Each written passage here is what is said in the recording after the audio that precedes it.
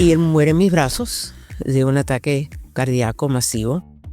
Y fue la noticia más difícil de mi vida, que tuve que dar a mis hijos. Fue la primera mujer en presentar noticias en español en los Estados Unidos. Casi 4 décadas en la televisión. Sinónimo de credibilidad, ícono de la televisión con una trayectoria impecable. Pero su historia fuera de cámaras es aún más impactante.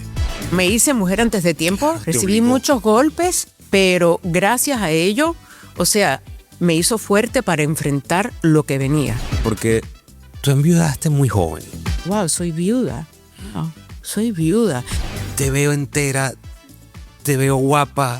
Siempre he sido muy psíquica, siempre, no sé si es algún don que tengo.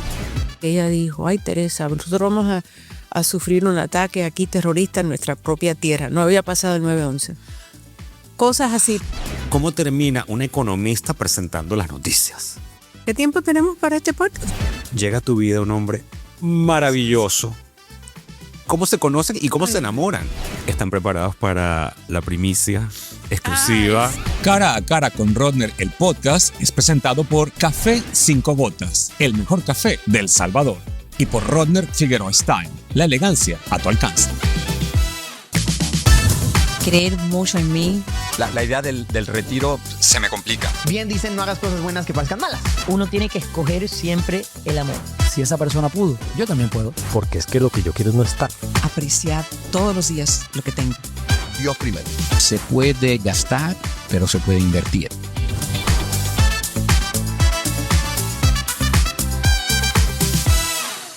Hay un hermoso refrán de Gabriel García Márquez que dice: ser periodista es tener el privilegio de cambiar algo todos los días. Y esa es precisamente la historia de mi invitada de hoy, que cambió el rumbo del periodismo en español en los Estados Unidos porque fue la primera mujer presentadora de un noticiero en español en este país. Conocida como la dama de las noticias, mi amiga Teresa Rodríguez. Qué linda presentación. Gracias, Rodner. No sabes, Teresa, el gusto que me da tenerte aquí, que la gente conozca tu historia de vida, porque tienes una vida apasionante. Sí, la verdad. Tú llegas a este muy país bendecida y muy dichosa. Sí. Yeah. Con altibajos, una tremenda tragedia cuando te quedas viuda muy joven de un caballero inolvidable con el que, de verdad, pionero de la televisión. Un pionero de la televisión, Antonio Kendo, padre de uno de los periodistas hoy por hoy más reconocidos en la cadena ABC, que es tu hijo Víctor, que quiero saber qué tan orgullosa te sientes de él. Pero quiero que la gente, después de haberte visto tantos años en la televisión, 38, si no me equivoco, ¿no? Casi, sí, 38, porque en total 40 y algo, pero estuve en otra estación local en inglés por un tiempo, pero sí, en Univisión casi 38 años. ¿Y en Aquí y Ahora cuántos años? 20 y tanto. Bueno, y desde que hice el noticiero, como ha llovido. Entonces, y si ustedes, por supuesto, se recuerdan de esa pareja inolvidable, bueno, al principio eran 3, eran Jorge Ramos, Marielena Salinas y tú, ¿correcto o no? ¿Cómo fue? Es que, mira, todo eso cambió tantas veces, pero las dos constantes siempre Marielena y yo. Jorge tuvo un tiempo, pero como tenía también otros programas, otras responsabilidades, le era difícil. Claro. Pero al principio sí tratamos de hacer, porque los 3 queríamos un programa, una revista noticiosa, ¿no? Bueno, no nos adelantemos porque esa historia me la quiero deleitar y degustar bocado a bocado. Pero antes tengo que advertirles que hoy trae una gran primicia que ustedes no se la imaginan, pero eso me lo vas a revelar más adelante. Yes. Quiero conocer tu historia de vida, quiero conocer cómo llegas a este país, porque tú eres cubana, pero tú llegaste aquí casi que recién nacida. Sí. ¿Qué tiempo tenemos para este podcast? 2 horas. No, lo que tú me digas. Mira, yo llegué de 9 meses de nacida. Nací en Cuba, como tú dices. Llegamos en una época en la cual esa asistencia que recibieron muchos refugiados después no existía, ¿no? Te daban algunas cosas, leche en polvo, o sea, cosas así. Pero mi papá no hablaba, ni mi mamá, inglés. Y fue difícil, fue muy difícil. Papi vino primero porque no le convencía lo que estaba escuchando en la isla, joven comandante Fidel Castro. Correcto. Y se fue a Nueva York por un tiempo, hizo de todo un poco que no hizo él. Mi mamá lo fue a visitar una vez, dice que fue el invierno más frío de su vida y que él estaba viviendo en un sótano en ese entonces y le dijo, no, yo no dejo Cuba para vivir en un sótano en Nueva York. Se fue a Miami, buscó trabajo y cuando ya pensó que el momento era adecuado, él visitaba, ¿no? Llegamos nosotros, él me conoció cuando yo tenía 9 meses de nacida porque mami quedó embarazada en una de esas visitas y nada, y yo llegué a este país y quiero compartir esta historia porque hoy lo que veo y qué diferente era en aquella época, ¿no? Pero yo estaba en el pasaporte de mi mamá, así se hacía antes, ¿no? Y parece que faltaba algún documento, yo no sé qué faltaba. Pero mami dice que ella no sabía cómo hablarle a ese oficial de inmigración y dice que yo nada más que me reía y le hacía así con los ojos y que el hombre dijo, ay, está bien, bienvenidos a Estados Unidos, aquí está usted, ella. Y ella siempre dice, gracias, que eras coqueta desde niña, desde bebé, y pudimos entrar a este país. Y Bueno, eso es carisma. El carisma mismo que se necesita para estar en la televisión. Exacto. la sangre. Nada, vivimos humildemente, pero te puedo decir que nunca me sentí que me faltó nada, porque era tanto el amor que existía. Alquilamos una casa, también era muy difícil, porque me acuerdo mi mamá me contaba, ¿no? Que en aquel entonces llegaron tantos cubanos que a veces te decían, aquí se aceptan perros, pero no cubanos, ¿no? Qué fuerte. Qué fuerte ya. Pero alquilaron una casa, y la casa, yo pasé por ahí no hace mucho, ya la derrumbaron, y de niño me parecía tan grande esa casa y cuando le pasé por delante hace unos años dije, ay, no era tan grande, pero yo me la hacía y sí sé que en esa casa vinieron a parar amistades, familiares que llegaban de Cuba, que no tenían a dónde quedarse y mami decía, bueno, donde duermen 2, duermen 3, 4. Y le abría la casa a todos, le cocinaba, los ayudaba a que encontraran su camino, ¿no? Mi papá se dedicó a trabajar en la industria hotelera. Mi mamá, ama de casa, pero ¿qué no hacía mami? Cocinaba, cosía, hacía de todo. Y lamentablemente, cuando yo tendría unos 15, 16 años, le dio cáncer a ella. Ella lo batalló por mucho tiempo, cáncer del seno. Cuando pensábamos que ya iba a superarlo, empeoró. Entonces, ella siempre me decía, yo quiero que tú seas la primera en la familia en graduarte de la universidad. Y yo me gradué de la escuela secundaria con todo tipo de honores. Era muy estudiosa, muy aplicada. Siempre me encantó el estudio y la lectura, siempre. Y me ofrecieron becas para ir a diferentes universidades, pero como mami estaba malita, no quise aceptarlas. Y después de todo, Dios tenía un plan. Acepté una beca en la Universidad Barry, que en aquel entonces se llamaba Barry College, aquí en Miami. Y la verdad que las monjitas, era una institución, sigue siendo católica. Para mí creo que era lo que yo necesitaba en ese momento. Y cuando yo me gradué, yo dije, wow, ella no estaba ahí para verlo, pero sé que en espíritu estaba ahí. Porque ella siempre me decía, ella estaba fiesta, me decía, quiero que seas una mujer independiente, que no tengas que depender de nadie. Así que en aquel entonces muchas mujeres no pensaban así. Era casarse, ama de casa, criar una familia, quizás trabajar. No, ella me decía, no. Tú tendrás tiempo para aprender a cocinar y hacer todo lo que se hace en una casa. Si quieres aprender a coser, todo eso tendrás tiempo. Enfócate en tus estudios. A mí el tema de las mamás Sí, ya veo que te emocionas. Me emociona porque yo perdí a la mía hace 6 años, siendo un hombre hecho y derecho. Porque eso no se olvida, nunca lo llevas aquí. Claro, es una herida, sí que está ahí cicatrizada, pero la rosa es wow. Y a mí me ha costado mucho, Claro. y lo digo públicamente. Y no me imagino ¿qué edad tenías? 15. No, ella muere cuando un año antes de yo graduarme de la universidad, así que ya tendría 21, 18, 19, 20, 21. ¿Cómo? Pero yo tuve que lidiar con esa enfermedad y además lo más difícil fue que papi también, yo creo que a veces cuando uno tiene una persona, uno quiere tanto y la ves así tan débil, o sea, mi vida era ir a la escuela, regresar. Yo trabajaba también part-time y cuidarla a ella. Como él trabajaba de noche, pues teníamos los turnos para que no estuviera solita, ¿no? También perdí a un hermano mayor, que no hablo mucho de eso, pero mi hermano Felito tenía 11 años, era 11 años mayor que yo. Y en aquel entonces la ciudad de Miami tenía su reputación por el tráfico de drogas y todo, y él decidió optar por un camino que no era el mejor, y él falleció. Él falleció de algo que pasó, y yo me tuve que hacer mujer antes de tiempo, porque primero pierdo a mi hermano, y mi mamá, que estaba enferma, le afectó muchísimo, porque ella, yo creo que hasta cierto punto eso fue lo que empezó ya su descenso, ¿no? Porque ella me decía, no se supone, yo tengo cáncer, se supone que que un hijo muera antes de un padre. Y nada, la vida, te digo, me hice mujer antes de tiempo, Claro, recibí muchos golpes, pero gracias a ello, o sea, me hizo fuerte para enfrentar lo que venía, ¿no? Porque aparte de que también he tenido muchas dichas, o sea, las becas, trabajos que se me presentaron, cosas que hice en mi juventud que decía, wow, sí, yo no paraba. También la energía que uno tiene de joven, ¿no? Obvio, desde luego. Y la necesidad, porque tenía que estar ahí para ella, ¿no? Me gradué con honores, se me presentaron diferentes ofertas de trabajo. El Miami Herald tenía una edición dominical donde a cada rato ellos le hacían un perfil a un estudiante. Era primera vez que yo, siendo latina, me ganaba un premio muy codiciado que otorgaba el diario The Wall Street Journal. Estudiantes sobresalientes en economía. Yo no estudié periodismo. Ok, eso me encanta, eso, las vueltas que da la vida. Sí. Y entonces, nada, vienen, toman fotografías, dándome el premio.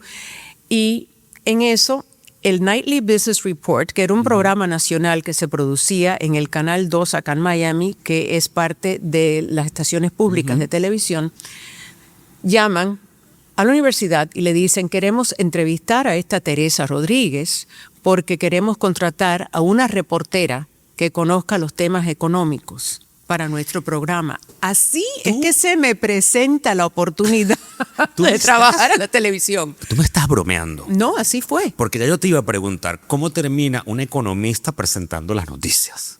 Totalmente por accidente, o como diría yo, porque era el plan. Ya veo. Era el plan. Y cuando yo llego a ese estudio, lo primero porque me dicen, yo dije, bueno, esta va a ser una buena experiencia para entrevistas que me toquen en un futuro. Yo quería trabajar ese verano, ahorrar un poquito de dinero y seguir mis estudios. Yo quería ser abogada. Yo quería defender a los que no tenían ese dinero para contratar abogados.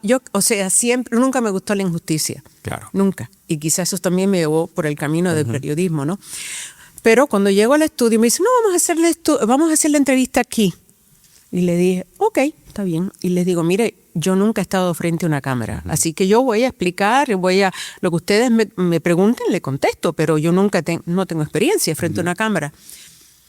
Me relajé, contesté todo, se terminó, y a los 2 días me llaman, te queremos contratar. Y yo, pero yo no tengo experiencia, yo no sé cómo hacer esto. Y me dijeron, te vamos a ayudar, vamos a tener una persona que te ayude. Y así empecé.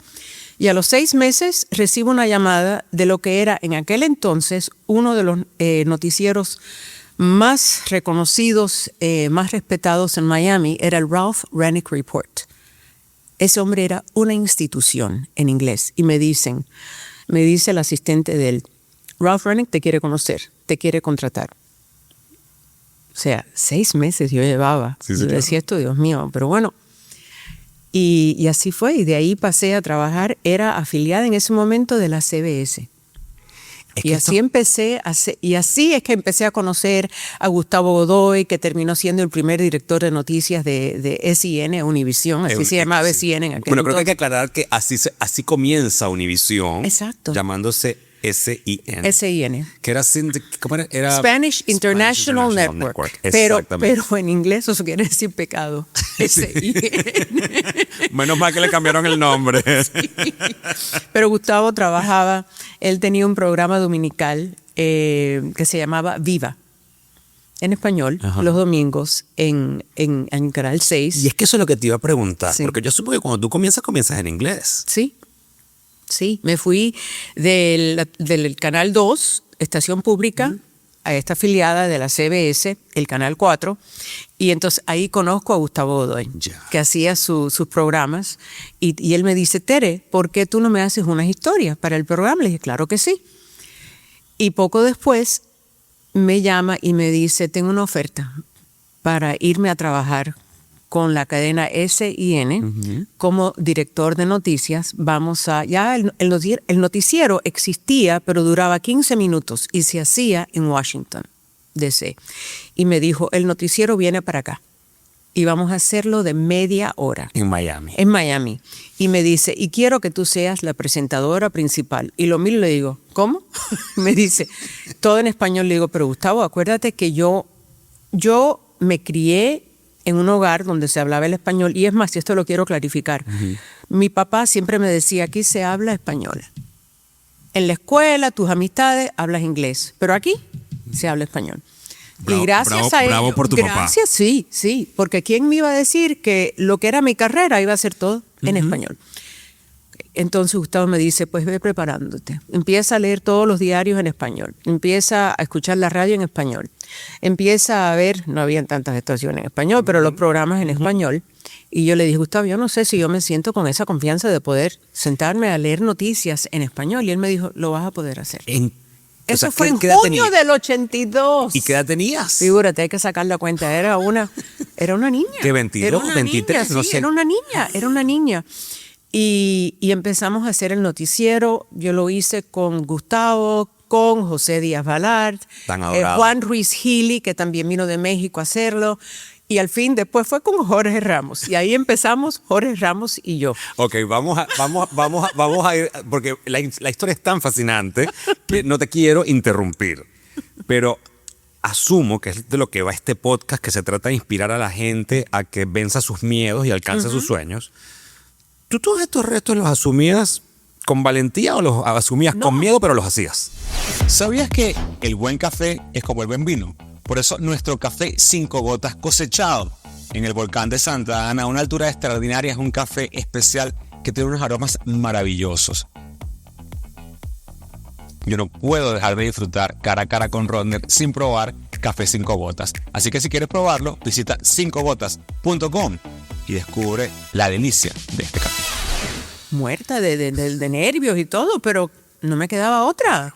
O sea, yo sabía que sí. Yo siempre, toda mi vida he dicho, hay que prepararse. Eso sí, hasta cuando doy charlas en las escuelas, me encanta hablar con los estudiantes. Siempre digo, hay que prepararse, hay que prepararse. Pero claro, o sea, era un idioma y tú me veías en las noches leyendo en español, cómo se pronuncia esto y esto y esto, porque aunque yo me crié en un hogar donde dominaba, o sea, se hablaba español, mi mamá no hablaba nada de español, decía thank you very much, please, thank you, o sea, no decía mucho más que eso. Papi se defendía un poco más porque trabajaba en un hotel, claro, y entonces se defendió un poquito más, pero mami me decía, ay, mija, yo no entiendo, y la que traducía todo, las cartas, lo que llegaba era... Claro. Pero... sí, me daba, fíjate, me sentaba y decía, Dios mío, pero iba preparada. Y en los cortes comerciales, si hay algo, yo preguntaba. Yo prefiero preguntar y preguntar. Pero poco a poco, o sea, yo creo que cuando uno tiene ese deseo de salir adelante y de vencer esos obstáculos, uno lo encuentra, uno lo logra. Claro. Siempre y cuando te apasione. Desde luego, porque lo que estoy viendo aquí es que a ti te apasiona la noticia, claro, y aprendiste el oficio de una manera empírica, por experiencia. Pero lo que me pregunto yo es si en algún momento, Teresa, te sentías como con el síndrome del impostor, cuando de repente te sentaban al lado alguien que había estudiado periodismo, ¿o no? Ajá. No, pero sí hubo una persona que no estudió periodismo que se sentó a mi lado, Alfredo Álvarez Calderón. Cuéntame. Sí, que después lo que él amaba era la actuación y todo. Pero él también se preparaba y todo, pero nunca. No, porque yo creo que cuando estás en tu profesión, si te gusta, si te apasiona, quieres quedar bien y además tienes que prepararte, tienes que leer, claro, tienes que hacer algunas preguntas que quizás no estén en ese artículo. Además, hoy día haces así y todo sale. En aquel entonces no existía lo que hoy día. Bueno, vamos a narrar esta anécdota que es insólita. Porque como bien dices tú, hoy por hoy uno hace así, sale todo. Pero cuando ustedes grababan el noticiero, ¿Cómo se transportaba ese noticiero para que saliera al aire? Sí. Esta es otra anécdota, Dios mío. Se puede escribir un libro. Bueno, creo que se han escrito algunos, pero yo... antes que nada, las oficinas nuestras, como no teníamos al principio un edificio, eran 2 trailers, casas móviles que se convirtieron en oficinas, ¿no? Y estábamos al lado del centro de transmisión del Canal 23 en Miami, ¿no? Porque tenían ¿La antena? un estudio y tenían una antena. Claro. ¿Qué pasa? Que esa antena no podía llegar a San Antonio, porque la señal tenía que ir a San Antonio y desde San Antonio, que ahí fue la primera estación de televisión en español en este país, de Univisión, Qué en maravilla. San Antonio. Pero ellos tenían que subir la señal. Entonces, ¿qué pasa? Grabábamos el noticiero temprano, teníamos 2 policías en motocicleta preparados, estaba el original y una copia, y cada uno salía por la I-95, que es una carretera muy transitada, para poder llegar a los estudios del Canal 2, porque ellos podían subir la señal a San Antonio, y entonces había un productor ya en el Canal 2, ok, ¿qué tiempo? ¿Cuándo llega el policía? ¿Cuándo llega? Ok, tenemos que subir ya, en 5 minutos hay que subir. O sea, salió y nunca dejó de salir al aire. Jamás. Salió a tiempo. Eso es lo que te iba a preguntar. Salió a tiempo. Siempre 2 policías. Por si acaso Claro, pasaba algo, el otro ya tenía copias. Sí. Nunca dejó de salir. ¿Cómo se hizo? Un milagro de Dios. Es increíble. Y pensar que hoy por hoy tú desde aparatos después sales en vivo de donde estés. Donde Es estés, claro. increíble.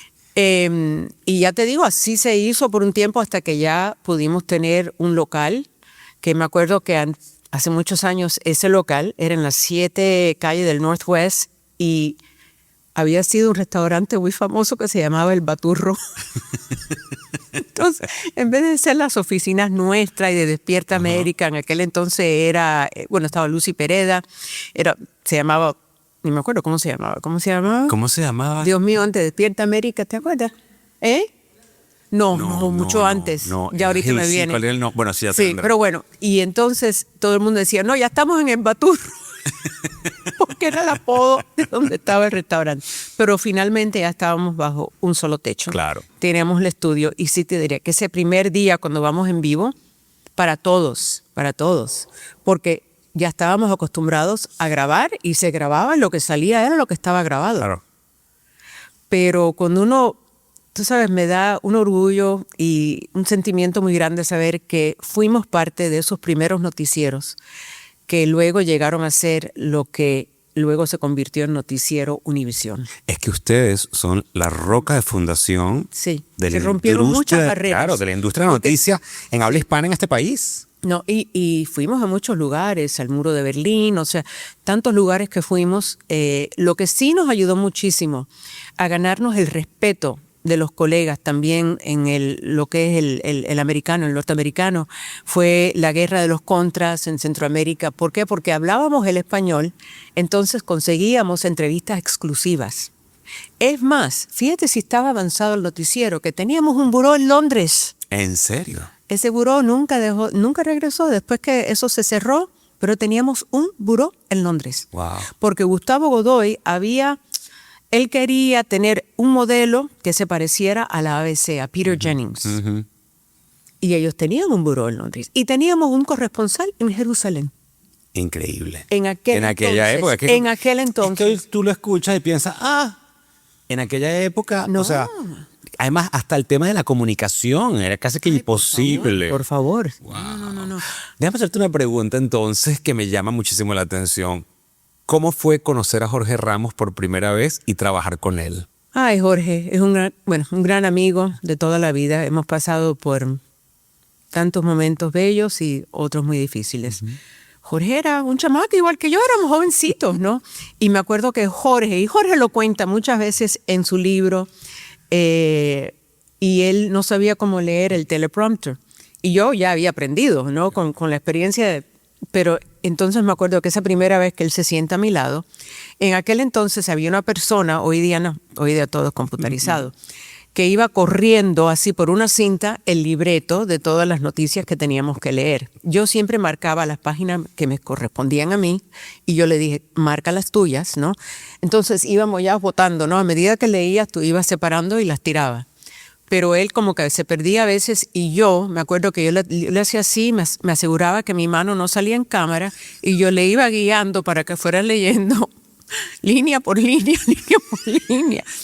Y entonces él, un día cuando él saca uno de sus primeros libros, me dice, Tere, ¿estás en el libro? Digo, ¿cómo? Y me dice, sí, porque tú fuiste la que me enseñaste a leer un teleprompter. Y no se me olvida, las uñas rojas. Fíjate, y él siempre me dice, tú me enseñaste a leer un teleprompter. Pero, ¿qué te digo, Jorge? Él tuvo a Paola, ellos tuvieron a Paola y Gina. Me acuerdo que Gina estaba embarazada, me llevaba como 6 semanas, 8 semanas, y yo luego me entero que estoy embarazada. Entonces era como un secretico entre nosotros hasta que ya al fin lo anunciamos. Así que Paola y Víctor no se llevan tanto tiempo. Y se criaron juntos en Laguna Niguel. Sí, Paola, la hija de Aure Ramos. Bueno, no me quiero adelantar porque además el cuento tuyo del prompter es tan cómico que si no he escuchado el de Marilena Salinas contando que casi que con el pie tenía que mover él mismo el prompter, era una cosa loca. Tienen que ver el episodio de Marilena, que es maravilloso. Ahora, para no correr, voy a desacelerar, porque ya me hablas de que estás embarazada. Cuéntame cómo conoces a Tony Oquendo y Tony. cómo te enamoras de Tony. Sí. Bueno, estábamos, como dije, déjame retroceder, estábamos primero transmitiendo desde una casita, era un edificio chiquito al lado de estas torres enormes, ¿no? Y Tony era divorciado y entonces él llegaba, era el jefe de producción, así que él tenía que estar al tanto de todo, ¿no? De la agenda de los camarógrafos, iluminación. Y si me lo permites, con muchísimo respeto, un hombre altísimo, guapísimo y elegantísimo. Y además, gracias, sí, una dama en el trato. Y lo más humilde que había. Y por eso te digo, una dama en el trato, porque yo creo que nosotros vivimos en una generación de la televisión en que nuestros ejecutivos eran unas damas en el trato. Sí. O sea, Rey Rodríguez, Tony Oquendo, en fin. Y unos caballeros. Así es. En toda la extensión de la palabra. Pero aparte de eso, guapísimo Tony, alto, además con sus canas, que yo se les decía, que divina esas canas, mira las mías hoy. Fantástico. Bueno, pero cuéntame cómo se conoce y cómo se enamora. Toda mujer quiere verse bella y elegante independientemente de su tipo de cuerpo. Y es por eso que en Rodner Figueroa Style hemos diseñado una línea de ropa ideal para que te veas estupenda. Por eso te invito a que visites rodnerfigueroa.com y descubras la elegancia a tu alcance. Nada, o sea, él entraba cada rato, estábamos, como te digo, en un trailer y mi oficina estaba atrás, Gustavo estaba adelante. Y entonces él venía, saludaba, cafecito por la tarde, traía su cafecito, todos tomamos café. Y él siempre tenía que asegurarse, era el noticiero nacional, que saliera todo limpiecito, nítido, perfecto. Y así empezamos a conocernos y entonces un día él le dice algo a Gustavo Godoy, el director de noticias, mi jefe, y Gustavo, que era muy coqueto, también viene y me dice Tony que debemos de cambiar la escenografía para que esta parte sea de plexiglas y que se te vean las piernas. Y entonces yo, ¿cómo? Y me dice, sí, porque dice que tú tienes unas piernas muy bonitas y que es mejor que quitemos esta madera y que se le ponga un plexiglas. Y le dije, ¿a que sí te dijo eso, no? Y así empezó todo. No te lo puedo creer. Así empezó todo. Bueno, muy visionario, Tony, porque así terminó siendo después Primer Impacto. Con las piernas de protagonista. Y aquí ahora no teníamos ni escritorio, era parada siempre, de vez en cuando nos sentábamos. Pero así empezó. Así empezó y así empezamos a salir, nos conocimos, nos enamoramos. Víctor Manuel, ay Dios mío, Víctor Manuel, que hoy día, como tú dices, siguió mis pasos. Víctor Manuel se crió en lo que es la televisión. Sí. Siempre le encantó el deporte, yo me lo llevé conmigo a hacer la entrevista de Pelé, en paz descanse, figúrate. Y él estaba así. Sammy Sosa, me lo llevé a tantas entrevistas que hice con grandes atletas, ¿no? Y Víctor, creo que ahí es donde empezó ese amor por lo que es el periodismo y la televisión. Figúrate, lo tenía y el padre también, porque el padre era tras bastidores, porque todo lo que tú veías era gracias a Tony y el equipo de producción. Pero sí, la verdad que... Y entonces nació Julián, cuando no lo esperábamos. Yo me acuerdo, yo estaba en Colombia cubriendo la cobertura, la visita del Papa Juan Pablo II a Bogotá. Y estaba enferma y yo decía, Dios mío, ¿qué yo comí? Si yo me he cuidado. Nada, empecé con Coca-Cola de dieta, sopitas, calditos, arroz, porque estaba Y Tony lo llama y le digo, me siento tan mal. Y me dice, ¿será que estás embarazada? Y le dije, no, yo no creo que esté embarazada. No. Estás embarazada. O sea que ni lo sospechabas y estabas embarazada. Y estaba embarazada. Pero mira, fue el mejor regalo de vida Así. que Tony te dejó. Así es. Los dos, porque tengo dos. Y te Víctor y Julián. Sí. Y te quiero preguntar, porque tú enviudaste muy joven. Sí, no, Tony muere un 6 de junio del 2002. Los niños tenían 10 y 15 años. Wow. Yo tenía 40 y tantos años, o sea, él era mayor que yo. Él tenía 54 años. Y él muere en mis brazos de un ataque cardíaco masivo. Le llaman en inglés The Widowmaker. Fue así de rápido. El hacedor de viudas, para los que no hablan inglés. Sí. Y te digo, yo fue... Llévame. Y él estaba en medio de hacerse unas pruebas por el estrés y todo lo que estaba pasando. Se estaba en ese momento montando lo que después se convertiría en un IMAX, o sea, Correcto. y él estaba encargado de toda esa producción. Y te quiero preguntar, y si lo quieres relatar, estás en todo derecho de decirme que sí o que no. Pero llévame a esa mañana, porque si mal no recuerdo, Teresa, y te lo digo yo que tengo 54 años, casi ahorita me desmayo cuando dijiste la edad de que falleció Tony, porque claro, como yo era tan joven, yo lo veía mucho mayor. Pero Sí, por las canas, porque por las tenía canas. su... Sí. Correcto. Yo recuerdo que, si no me equivoco, y a lo mejor es la versión que yo tengo, él salió a trotar, regresó, se metió en la ducha y ahí se quedó. ¿Cómo fue esa mañana? Él no se sentía bien. Él se estaba haciendo exámenes de estrés y fíjate si tenía una cantidad de trabajo arriba que le había dicho al médico, yo puedo dividir estas pruebas del estrés en 2 partes, que eso nunca se hace. Se toma un día libre y se hace todo. Y el médico le dijo, bueno, está bien, Tony, si tienes que hacerlo, pero es mejor que lo... No, es que tengo mucho, tú sabes que hay que cerrar esto, ya la cadena va a ir al aire, o sea, que era Telefutura, en aquel entonces era Telefutura. Y esa mañana me dice, no me siento bien, voy a salir a caminar al perro. Y yo digo, ¿qué te pasa? No sé, no me siento bien. Ok. Era, bueno, ya a principios de junio, 6 de junio, uno de los niños estaba dormido porque ese día entraban tarde, tenían una fiestecita, el otro ya se estaba preparando.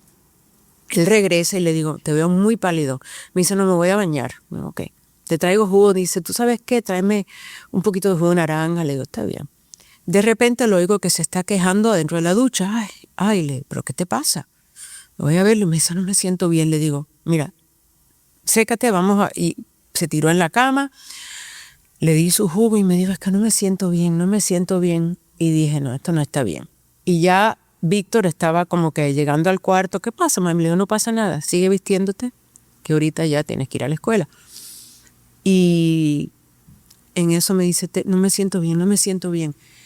Y le empieza a faltar como la respiración. Yo llamo al 911 y llamando al 911, él cierra sus ojos como si estuviera inconsciente. Y yo le decía, Antonio, Tony, háblame. No me hablaba. Y ahí fue donde salió un suspiro muy grande, como un ronquido muy feo. Y le dije a los paramédicos en la línea, cuando llega, acaba de hacer un ruido muy feo. Y ella me dice, ¿tiene pulso? Le digo, no le siento, pero es que no sé si soy yo. En eso llamo a Miriam, que era la muchacha que trabajaba con nosotros, y le digo, abre la reja, porque había un portón. Y ya cuando me volteo, veo a los 2 niños. Y ahí fue donde ya lo toqué. Fue muy difícil. Y eso no se olvida. Se lo llevaron al hospital.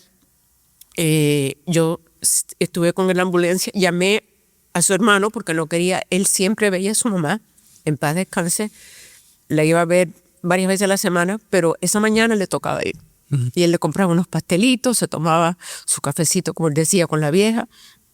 Él decía, tengo que ir a ver la vieja. Entonces le compraba. Y ella empieza a llamar y yo no contestaba. Yo llamé a su hermano y le dije, ha pasado esto con Tony, yo estoy en la ambulancia, vamos para tal hospital, por favor. Los niños se quedaron en la casa, pasa a buscar a los niños.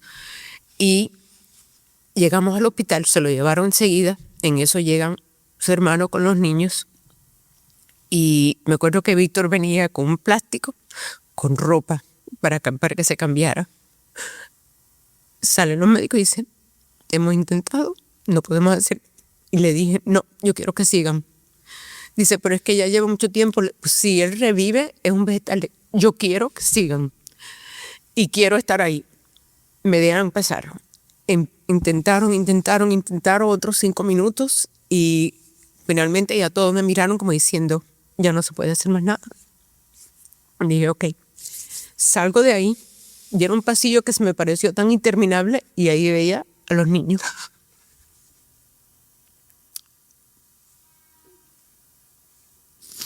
Y fue la noticia más difícil de mi vida que tuve que dar a mis hijos.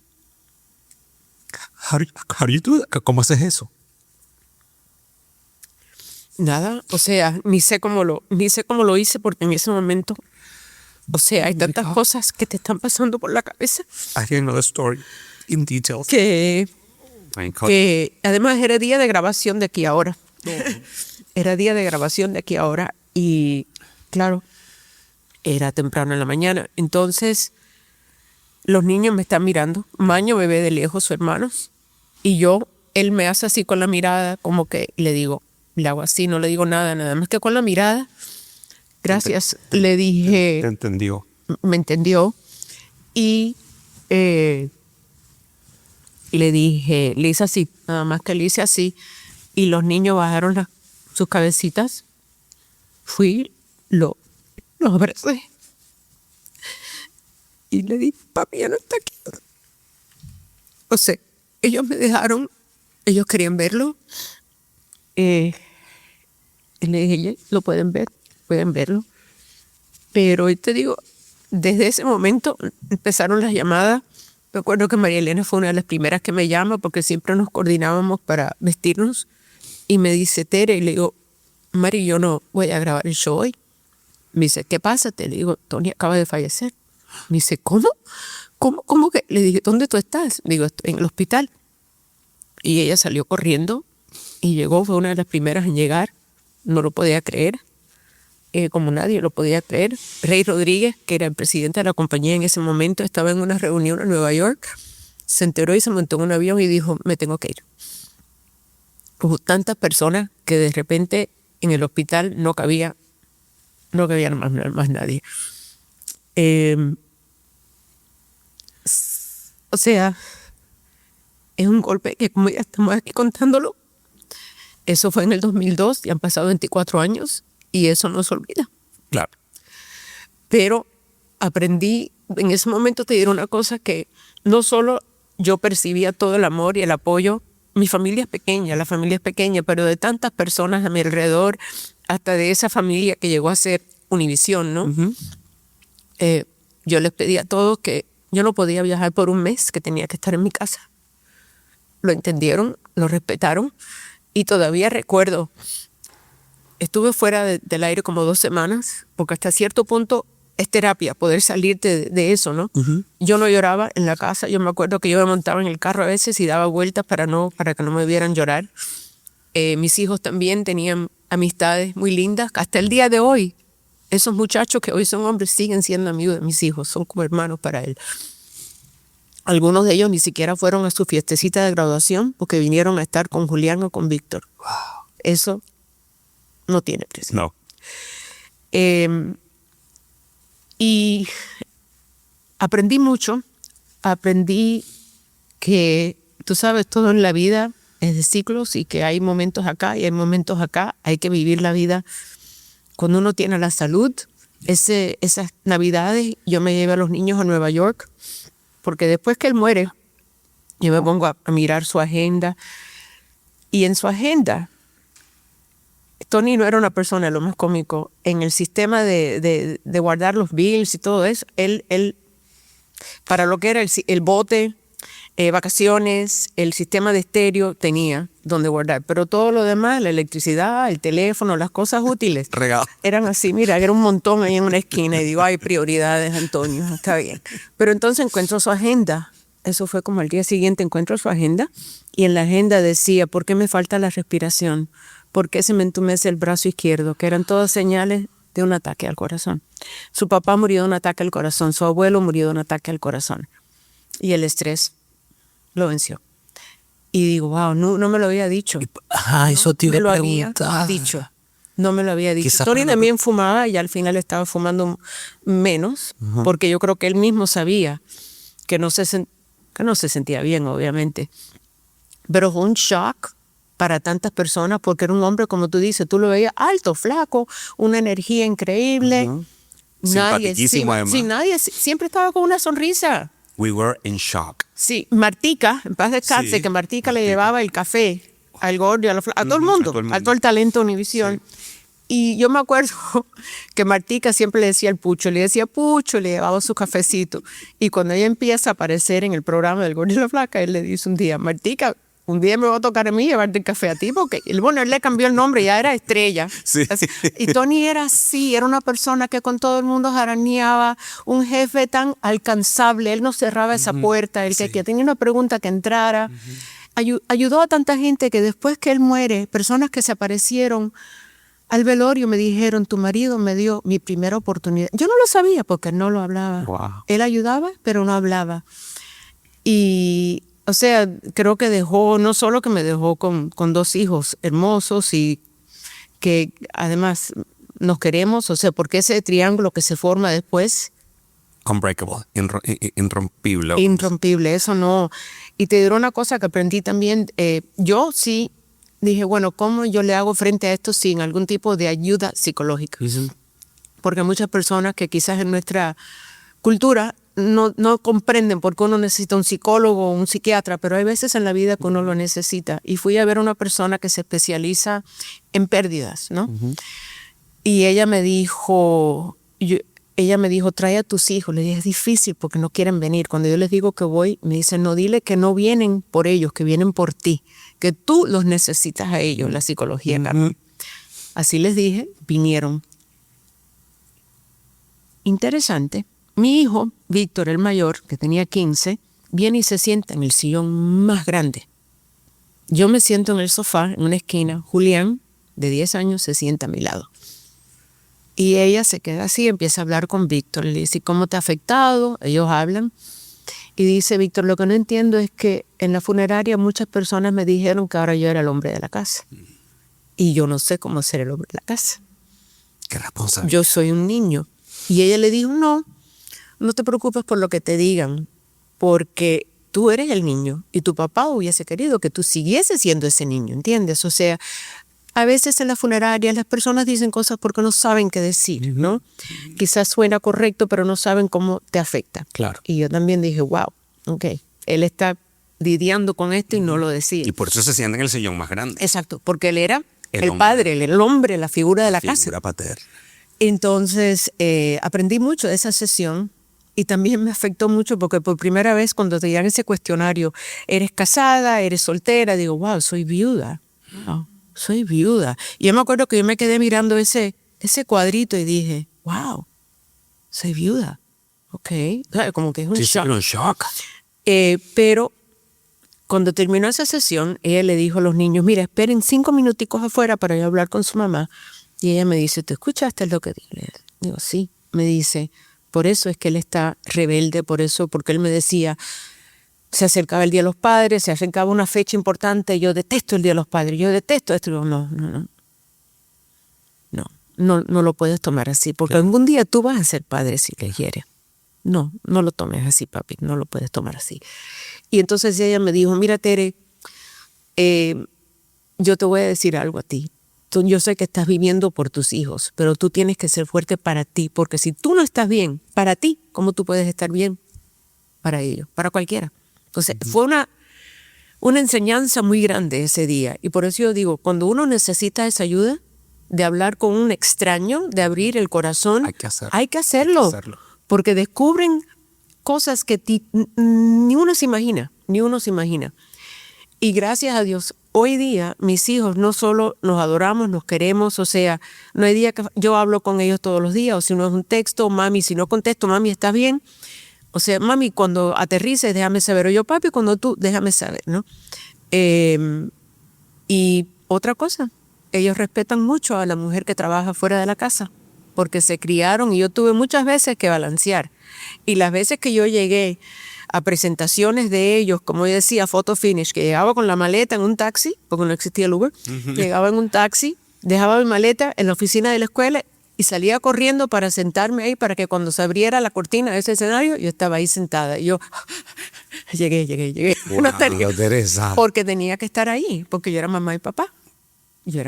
Claro, y hasta el día de hoy, muchas veces cuando ellos han enfrentado algo difícil, yo siempre les digo, si su padre estuviera vivo, yo sé que él estuviera, o sea, teniendo esta conversación con ustedes. Pero como yo soy mamá y papá, me toca a mí.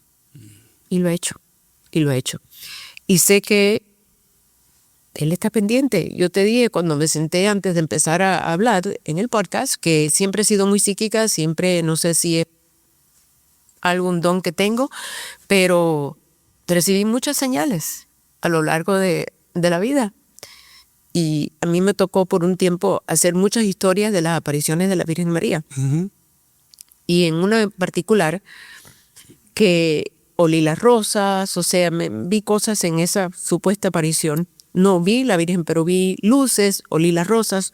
Cuando terminó todo, la persona, que era Nancy Fowler, que estaba en Georgia, en una finca en Conyers, no sé si tú recuerdas esa época. No me recuerdo de esa época. Vidente, supuestamente vidente, vino y se me acercó después que termina todo y me dice, y me regaló un rosario. Me dice, esto viene de la Virgen, es un regalo para ti. Y para mí, me dice, sí, quiere que tú lo tengas. Pongamos en contexto esto para los que quizás no sean de la religión católica. Sí. Nosotros con las apariciones de la Virgen dicen que se presenta un olor a rosas. Y por eso hay ese gran programa de la Virgen de Guadalupe. ¿Cómo es que se llama el nombre? La Rosa de Guadalupe. Porque da ese olor a rosas. Y recuérdense, por ejemplo, con la guadalupana, cuando abre el mandil, lo que salen y caen son rosas. Y eso dicen que pasa. Y cada vez que uno huele a rosa, dice, la Virgen está contigo. La Virgen está contigo. Cuéntame qué te dio este. Y me ha pasado tantas cosas que me han pasado. Pero cuando te la entrega, ¿te dijo algo más? No me dijo por qué, pero sí me dijo que se te reveló, que tú la viste así. Bueno, no, yo vi flashes, yo vi como unas luces. Y me dice, sí, porque cuando ella empieza a orar, ella tiene un intérprete a su lado. Yo estaba con mi productora en este saloncito que se supone que sea solo para personas muy enfermas o personas religiosas, de toda religión, de toda religión. Afuera había una cantidad de personas con familiares enfermos, o sea, que estaban ahí solo porque querían estar ahí en ese momento. Cuando ella empieza, de repente ella entra, igual que los niños de Fátima, como ha pasado a lo largo de los años con supuestas videntes, ¿no? Es como entra en un trance, como que ella, o sea, ya, pero yo en ese momento, cuando empiezan todos a orar, que su intérprete dice, vamos a orar, empiezo a ver desde el techo hasta abajo como unas luces, y yo me acuerdo que yo le digo a mi productor, le digo, Lourdes, ¿tú ves las luces? Me dice, ¿qué luces? Le digo, hay luces que están bajando. Me dice, no. De repente las luces paran, y el intérprete dice, Our Lady is with us, Nuestra Señora está con nosotros. Y yo digo, ok.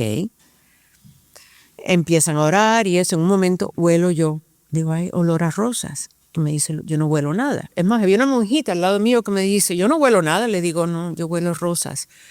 Al rato, yo veo que el intérprete se para y va, el camarógrafo nuestro estaba en una terraza afuera, porque no dejaban que él pasara con la cámara. Y el intérprete, yo hago así, miro, y él le dice, no grabes esta parte. Esta parte no es para las masas. Alfredo, querido Alfredo, se la pasa y dice, apaga la luz de la cámara, pero sigue grabando. Salud por Alfredo.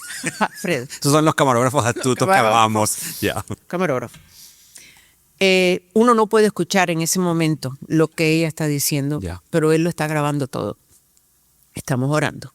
Al ratico él se levanta y dice, ya puedes. Cuando se termina todo, yo digo, ay, Lourdes, no, ella no ha dicho todavía Nuestra Señora, pero digo, ay, las luces ahora vienen ahora los flashes son del piso hacia arriba. Y me dice, ay, Tere, yo no veo nada, yo no siento nada, yo no. Y al ratico dice ella, Nuestra Señora ya ascendió. Se termina todo eso, el camarógrafo viene y me dice, las cosas que van a pasar, que ella dijo, ay, Teresa, nosotros vamos a sufrir un ataque aquí terrorista en nuestra propia tierra. No había pasado el 9/11. Cosas así, pero espérate, me dice, dijo cosas muy que meten miedo, pero le dije, ay, Alfredo, si ella dijo que no se grabara, si te dijeron, me dice, bueno, yo grabé, si tú no lo quieres usar, no lo uses. Digo, no, yo no. En eso me llama Nancy Fowler y me dice, tengo algo para ti, y me da el rosario. recibí el rosario y ella me dice, la Virgen dice que oliste las rosas y que viste las luces. Le digo, sí. Dice, tú tienes un don, úsalo para el bien. Nancy Fowler era una mujer sencilla, una finca. La persona que la estaba ayudando, el teólogo, antes de ser teólogo, él me había dicho, latinoamericano, él me había dicho, yo soy ateo, yo no creo. Cuando empezó a trabajar con Nancy, dice que cuando él hacía pruebas con algunas máquinas salía el 333 y cuando salía el 333 dice que Nancy ya estaba como en un trance. Le digo, ¿pero qué? Me dice la Santa Trinidad. Entonces yo, cuando llegamos a Miami, 2 partes a esta versión de la historia, le damos la cinta, en aquel entonces eran cintas de grabación, tapes, y empezamos a mirarla, y en la parte donde le habían dicho, el asistente del traductor de Nancy le había dicho a él que no grabara, la aguja hace así, pero no hay sonido.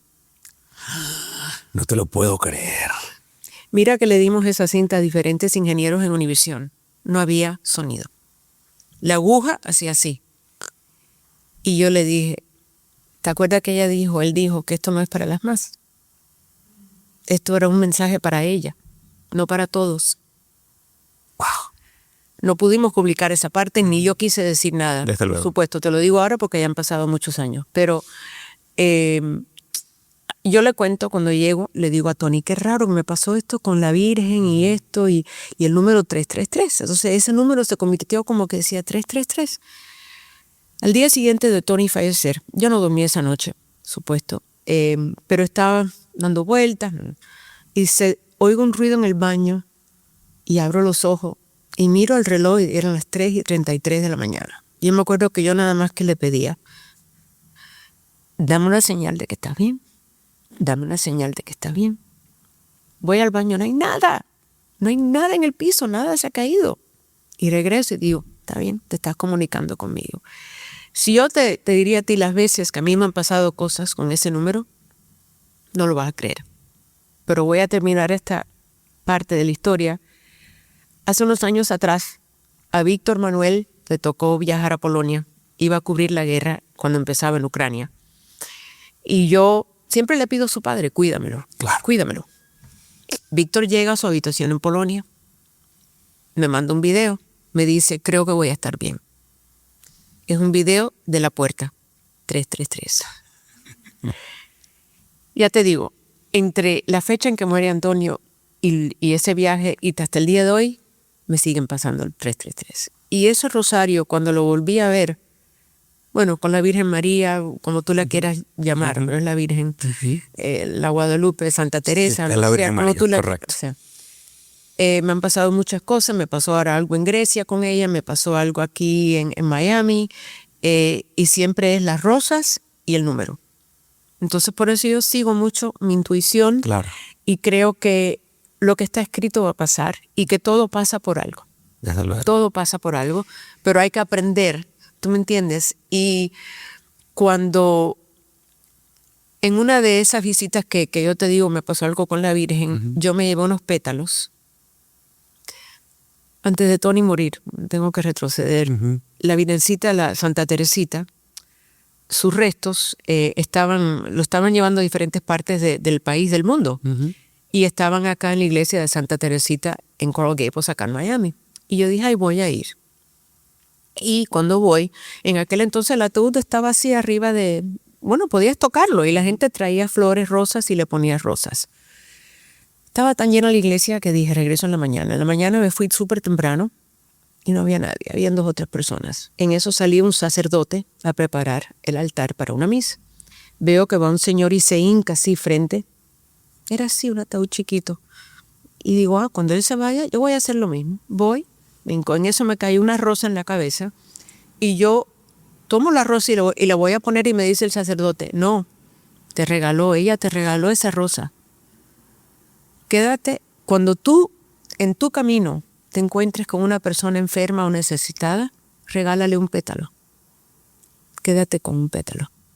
¿Tú sabes a cuántas personas enfermas yo le regalé un pétalo? Me quedé con un pétalo. Hace poco, estando en Grecia, voy a ver una iglesia que lleva ahí, una de las más antiguas católicas que hay en Grecia, en Crete, en la isla de Crete. Mi esposo, que tenemos que hablar de él también porque eso ha sido una bendición. Adorado, Sí. además. Me dijo, ay, voy a caminar por aquí, nos vemos al rato a almorzar. Le digo, ay, yo quiero entrar a esta iglesia. Entro, no había nadie en esa capillita, que me pareció tan raro que no había nadie. Pero yo sentía algo. Y cuando me volteo, hay una Santa Teresita del tamaño, doble mi tamaño, y yo sola en ese, y digo, ok, tú querías que yo viniera aquí por alguna razón. Y ahí oré, le di la gracia, pedí por mis hijos, por todo, por la familia. Dije, bueno, por alguna razón. He tenido, ya te digo, tantas cosas con la Virgen, sea Santa Teresita, sea la Guadalupana. Cuando fui, he estado muchas veces en México, en una de esas misas que estuve, cuando salgo, digo, voy a comprar unas estampitas para regalar. Compro una estampita de la Virgen y cogí como 8 o 10. Y la última, la muchacha dice, ay, pero esta no era Santa Teresita. Es que se te manifiesta, claro que sí, claro que sí. Así que entre el 333 y la Virgen, o sea, yo cuando digo, bueno, por alguna razón, Claro. por alguna razón, y donde único yo he visto ese rosario, que lo tengo en mi casa de nuevo, fue en un viaje a El Salvador, haciendo una historia, y vi en medio de unas fincas que estaban todos los obreros trabajando, dije, ay, ¿qué es esa capillita? Y el chofer dice, ¿tú quieres parar? Digo, sí, yo quiero parar a ver. Y era como una capillita que habían hecho ellos mismos y tenían un rosario igualito al que Nancy me había regalado a mí y una virgencita. Y ahí llegué, me hinqué y dije, por alguna razón me has traído aquí. Claro. No sé por qué, en el medio de la nada, ahí en El Salvador. Así que te digo, todo en la vida pasa por algo y uno tiene que estar abierto. Yo siempre he dicho, para el que cree, ninguna explicación es necesaria. Para el que no cree, ninguna explicación es suficiente. Así que, o sea, yo creo en los milagros, creo en Dios, creo en que los seres queridos nuestros en realidad nunca se van, estarán Sí, en otro nivel, en otra Cuidándonos, etapa, sí. pero siempre nos cuidan. completamente. Y he llorado como una trastornada. No, pero es que en el fondo, Teresa, cuando yo escucho tu historia y digo, wow, cuántos golpes le dio la vida, el hermano, la mamá joven, que tú dices, bueno, ya suficiente dolor. ¿No? Tu primer amor, el padre de tus hijos, que te lo arrebaten en la edad que yo considero la edad que uno está en su máximo prime. En Prime, sí. Yeah. Y te veo entera, te veo guapa, porque me impresiona lo guapa que estás, te lo tengo que decir públicamente. Eres una guerrera. Soy una guerrera, pero también yo creo que los golpes te hacen muy fuertes. Sí. Y que uno aprende. Y como dije, o sea, yo creo que todo, este era mi camino. Y quizás en contar mi historia, como tú bien has dicho, puedes ayudar a otra persona que está Completamente. pasando por algo muy difícil. Porque después que él murió, mira que me llegaron cartas, mira que me llegaron llamadas telefónicas porque no existía hoy día como es el internet. Claro. ¿no? Pero, y yo dije, si yo puedo ayudar a una de esas personas, hice algo positivo. Y lo has hecho, porque Y eres... espero seguir haciéndolo, No, lo sigues porque haciendo, el que Teresa. no conoce mi historia, cada vez que la escucha dice, wow, no tenía la más mínima idea. Es lo que te digo. Y ahí voy precisamente a... Quizás lo más bonito de todo esto es que llega a tu vida un hombre maravilloso, Así es. que por supuesto es otro amor en tu vida, es otra bendición en tu vida, Sí. que llega a sanar ese vacío enorme, que aunque sé que es irreemplazable, Sí, pero es... ha sido un compañero de vida maravilloso para ti. Cuéntanos Enta- cómo se conocen y cómo se enamoran. Nos conocimos por esas casualidades, ¿no? ¿No crees que fue Tony que te lo llevó? Yo creo que sí, que él me lo puso en el camino. Cuando yo publiqué el libro de las hijas de Juárez, también se publicó en inglés. La persona que era mi publicista, una americana en Chicago, Linda O'Connor, nos llegamos a ser amigas. Y ella me decía, yo soy tremendo cupido, yo tengo no sé por qué, pero esta facilidad. Y dije, Linda, tú vives en Chicago, yo vivo en Miami. Me dice, no, pero yo conozco gente en todas partes. Un día me llama y me dice, estaba cenando con unos amigos nuestros, él es neurocirujano y él tiene, un amigo neurocirujano que vive en Miami. él cree que el hombre es divorciado, sabe que tiene 2 hijos. Bueno, y le digo, ¿y qué tú me quieres decir con esto? Y dice, yo creo que se deben conocer. Y entonces, así empezó todo. Tú me estás bromeando. No, yo no te estoy bromeando. Y entonces, ella, y esto fue en una cena, que ella le dice, tú sabes que tengo una clienta que se ha convertido en muy buena amiga mía, y ella es viuda, y es una bella persona, y es esto y esto. Y yo, yo tengo un amigo que es divorciado, y donde él vivía en Key Biscayne, yo vivía, Key Biscayne es muy cerquita de Miami, yo vivía en Coral Gables, que es una ciudad, al sur, un poquito al sur de Miami. Y básicamente él vivía del otro lado de la bahía, porque mi apartamento daba hacia el agua y Key Biscayne estaba ahí mismo, ¿no? Pero nunca los habíamos conocido. Pero nuestros hijos se conocían, sobre todo los del medio. No. Jessica, su hija, y Julián, mi hijo, se llevan 1 año. Same circles, Las mismas fiestas, el mismo grupito. Entonces, cuando nos conocimos, él dice que ella le manda, yo lo busqué, dice, bueno, a ver quién es esta persona, y tenía tantos títulos que yo dije, debe ser la persona más aburrida del mundo. Científico, médico, o sea. Bueno, es una eminencia. No, lo es, lo es. Sí. Y también lo más humilde. Y lo más sencillo igual del mundo. que Antonio, tan humilde, y es un hombre que es un hombre de familia, o sea, la verdad que una bendición. Entonces ella me dice, bueno, vamos a conocerlo, ¿qué hago? Y le digo, no sé, tú eres la publicista. Y ella le manda un correo electrónico y le dice, usted no me conoce, yo soy amiga del doctor fulano y su esposa, yo vivo en Chicago, yo soy publicista y tengo una clienta que es amiga que se llama Teresa Rodríguez, que ella es periodista para la cadena Univision en Miami. A lo mejor esto le parezca raro, pero ella es viuda, yo creo que ustedes deben conocerse porque a lo mejor tienen algo en común. Tengo entendido que usted es divorciado. Ella vive en tal lugar. Entonces dice... La amo. No, y ella... La amo. Sí, no, linda, increíble. Pero ella le manda el email y dice que en el correo, en vez de que fuera nada negro y blanco, o sea, blanco y negro, ella le puso, lo resaltó en amarillo. Entonces dice Allen que él recibe 1 tonelada de correos electrónicos al día y todos son, mírate, este procedimiento, ¿qué opina usted? Debo hacer esto, lo otro, pero que de repente le llega este email en amarillo que le salta así de la pantalla y dice, ¿pero qué es esto? Y empieza a leer y al final ella le dice, tengo su biografía y una foto abajo. Y él dice que le hizo ting, ting, ting, ting, ting, ting, hasta abajo para ver la foto primero. Y cuando la ve digo, ok, pero dije, déjame no ser muy apresurado para tampoco que ella piense que estoy tan desesperado. Entonces dice que esperó unos minutos, le contestó y le dijo, este tiene que ser uno de los correos más originales, más locos, más, o sea, de todo que he recibido en mi vida, pero me encantaría conocerla. Y entonces ella me manda la respuesta, ¿y qué hago ahora? Y le digo, pues dale mi teléfono y que me llame. Y así empezamos. ¿Y cuántos años tienen juntos ya? Oh my God, 15 años ya. 15 años. God bless, que Dios los bendiga. Sí. Porque además son una pareja divina. Y no solo eso, que él siempre tomó en cuenta a mis hijos y cuando él ya tenía planeado pedirme la mano en matrimonio, él sentó a mis hijos. Y eso no tiene precio. Que él le haya dicho, yo estoy enamorada de su mamá, quiero hacer una vida con ella, formar una familia todos juntos, pero quiero su bendición primero. O sea que les pidió la mano a mis hijos. Ay, es que él es una belleza de persona. A mis hijos. Así que, bendecida. A pesar de todos los golpes que te da la vida, he recibido muchas bendiciones. Y muchas alegrías. Y mucha alegría. Porque eso es muy bello. Es bello, es bello. Y no se da todos los días. Y por eso yo creo que en la vida hay que ser bueno, porque yo sí creo en karma. Yo sí creo que todo lo que tú das se multiplica. Sí. Y me considero, mira que yo llevo años en esta profesión. Y siempre he tratado a todos con respeto, con dignidad. Le he dado oportunidades a muchas personas. No se dice mucho, pero es así. Es lo que pasa, ¿no? Es como soy. Y creo que, como te dije también, la cámara no miente. Y de la forma que tú eres acá adentro, se transmite. Así que yo creo que lo que tú das, regresa. Y si me lo permites, tú eres una mujer impecable. Ay.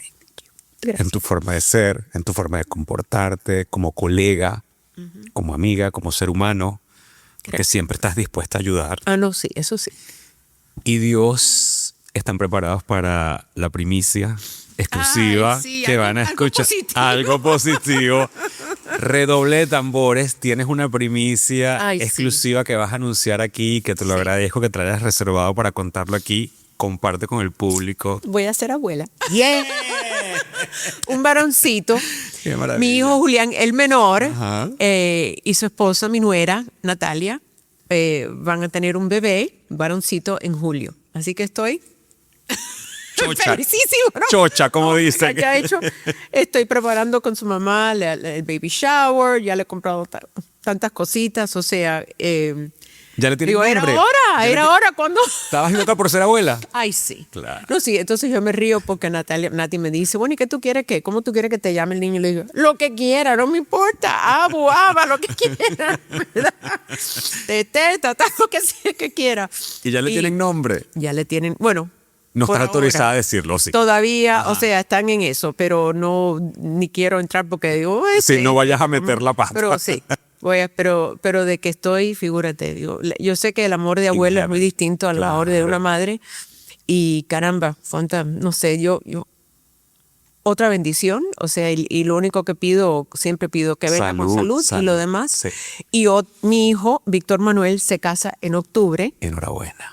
Me encanta su comprometida, Daniel, su familia, lo veo feliz, a ella también los veo felices, así que es un año que viene repleto de cosas lindas, cosas buenas, y no me puedo quejar. Yo dudo que él sepa esto, aunque yo se lo he dicho las veces que me he encontrado, porque él generalmente trota por donde, cuando está aquí en Miami, trota por donde yo vivo y lo he visto en ocasiones.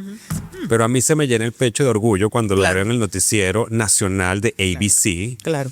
Con David Miller. Ay, gracias. Y bueno, también en la mañana, porque él hace de todo y es Sí. maravilloso. Y tuvo el mejor ejemplo en casa. Y por eso su excelencia periodística se ve al aire. Gracias. Me imagino que estarás orgullosísima, ¿no? Muy orgullosa, muy orgullosa. Esta mañana estuve con él porque él estaba haciendo una toma en vivo desde Key Biscayne y lo veo y le digo, porque él siempre yo le mando, que quedó buena historia. ¿Y qué pasó aquí? ¿Por qué no? Pero de una forma constructiva. Claro. Le dije, pasa por acá para verte un ratito y pasó. Así que antes de venir para acá estuvo en la casa conmigo, acababa de llegar de las Bahamas, ha estado cubriendo una historia allá, pero muy, muy dedicado. O sea, no me puedo quejar, ya te digo, los dos hijos que tengo me han salido tan buenos, Qué maravilla. tan buenos los dos, siempre pendientes. Mami, ¿estás bien? Mami, y si viajo, ya te digo, ya aterricé, o ellos también, ya llegué, hasta el día de hoy. Mira, Hasta el día de hoy. Mi mamá murió de 84 años y yo, Joven. sí, hasta la fecha, yo me monté en un avión, mami, ya estoy en el avión, Sí. por despegar, te amo. Sí. Y aterrizando, mami, ya estoy Yo en el avión, aterricé, aterricé, sí. Yeah. bendición. Siempre. Sí, es que yo no sé si Siempre. eso es algo nuestro o de ciertas familias, pero yo me acostumbré tanto a siempre tener ese tipo de comunicación con mis hijos, en las buenas y en las malas, para todo, ¿no? Claro.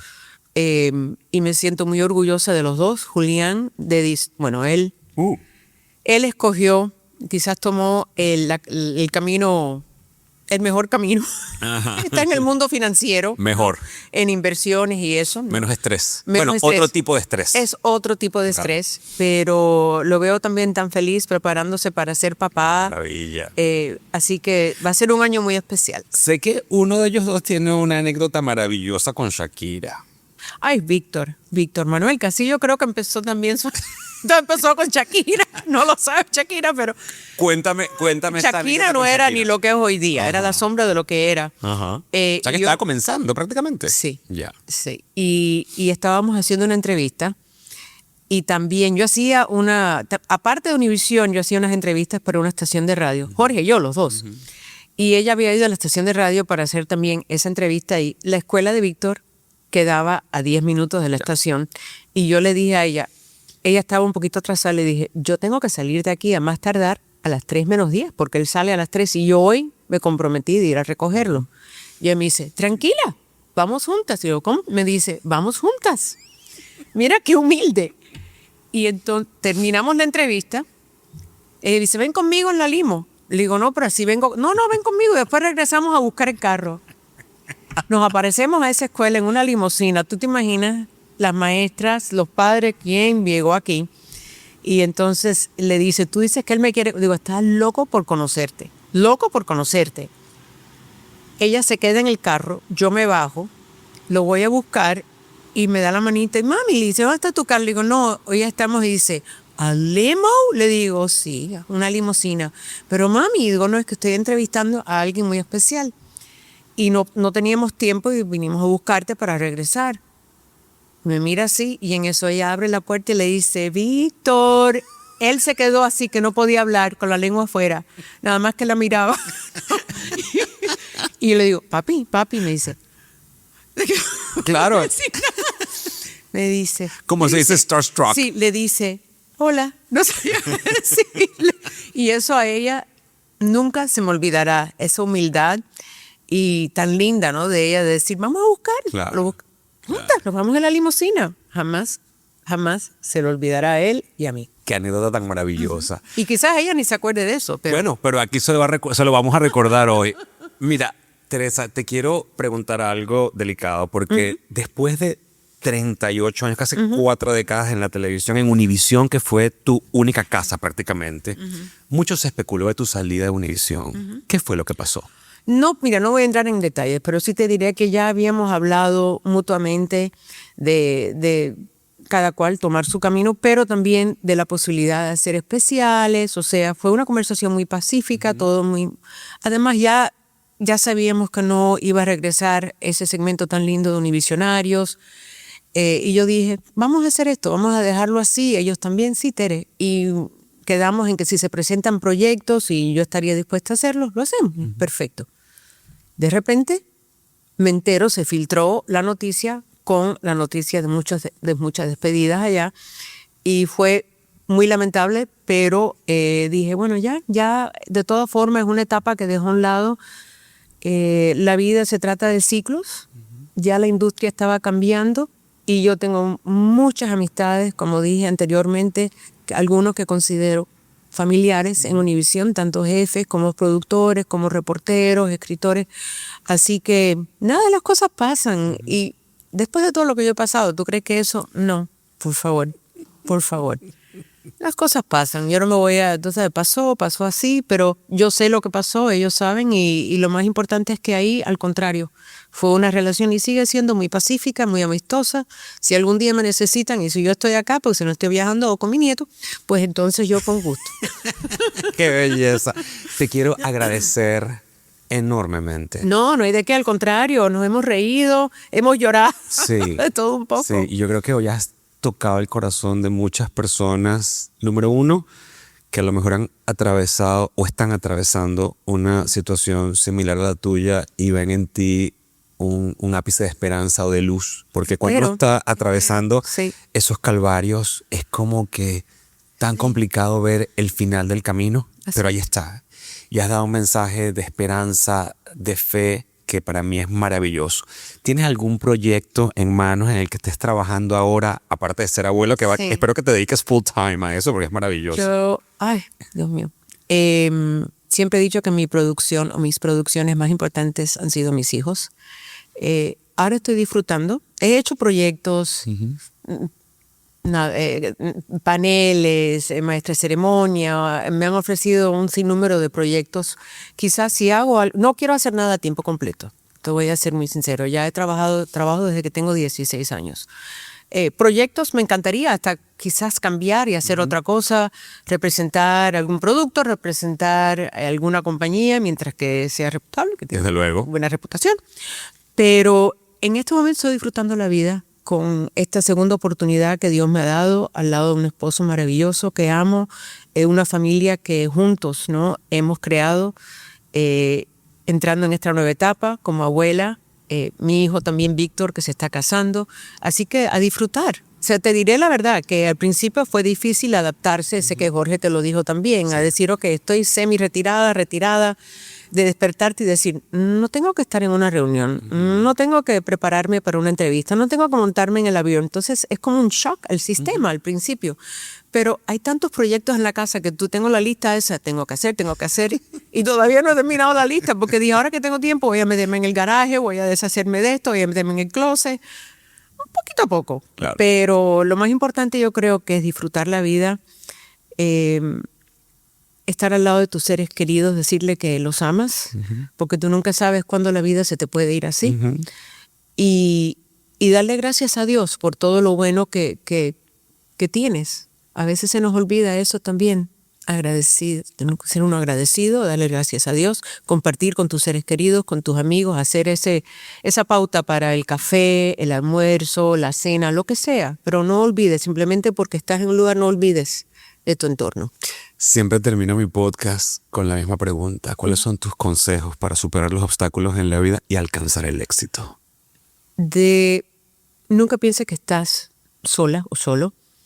Hay ayuda profesional allá afuera y a veces es mejor hablar con un extraño, alguien que esté capacitado, que te pueda instruir, te pueda guiar.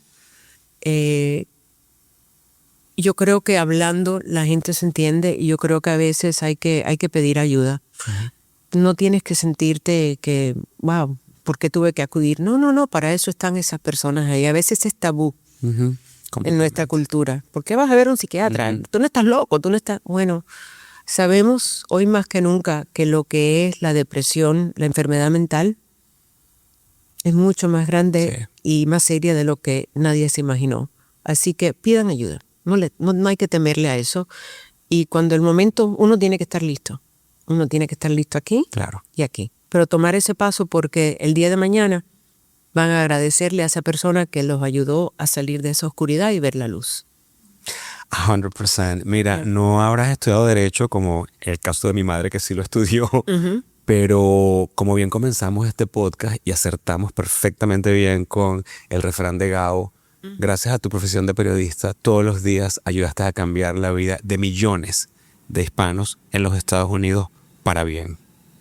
Así que gracias porque eres de esas personas de las cuales nuestra comunidad se siente y nos sentiremos eternamente honrados, orgullosos, pero sobre todo agradecidos. Gracias. Ojalá así sea.